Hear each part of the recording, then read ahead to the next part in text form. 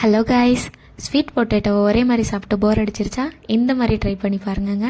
காரசாரமாக செம்மையாக இருக்கும். அதுவும் கர்ட் ரைஸ்க்கும் ரசமுக்கும் அல்டிமேட்டாக இருக்கும். சட்டி அடுப்பில் வச்சுட்டு ஸ்வீட் பொட்டேட்டோவை கட் பண்ணி நல்லா தண்ணியில் கொதிக்க விட்டுருங்க. கொஞ்சம் உப்பு போட்டு ஒரு மூடி போட்டு வேக விட்டுருங்க. வெந்ததுக்கப்புறம் இதை ஒரு பவுலுக்கு ட்ரான்ஸ்ஃபர் பண்ணிட்டு தேவையானது அளவு சின்ன சின்ன பீஸாக கட் பண்ணி எடுத்துக்கோங்க. இதில் சட்டியை வச்சு கொஞ்சம் எண்ணெய், நல்லா சட்டி ஹீட் ஆனதுக்கப்புறம் எண்ணெயை ஊற்றி கொஞ்சம் கடுகு போட்டுக்கோங்க. உளுந்து இருந்தாலும் போட்டுக்கோங்க, டேஸ்ட் இன்னும் சூப்பராக இருக்கும். இதில் கொஞ்சம் பொடி பொடியாக வெட்டின வெங்காயம், காரத்துக்கு தகுந்தப்பில் பச்சை மிளகா, கொஞ்சமாக கருவேப்பிலை இருந்தால் போட்டுக்குங்க. போட்டு நல்லா வதக்கி விட்டுருங்க. கொஞ்சம் ப்ரௌனிஷ் ஆனதுக்கப்புறம் நமக்கு தேவையான மசாலாலாம் ஆட் பண்ணிக்கலாம். இதுக்கு நார்மலாக உருளைக்கிழங்கு வறுக்கிற மாதிரி தாங்க. மஞ்சத்தூள், கொஞ்சம் மிளகாத்தூள், உப்பு போட்டு நல்லா வதக்கி விட்டுட்டு நம்ம கட் பண்ணி வச்சுருக்க ஸ்வீட் பொட்டேட்டோவை எடுத்து நல்லா மிக்ஸ் பண்ணி விட்டுடுங்க.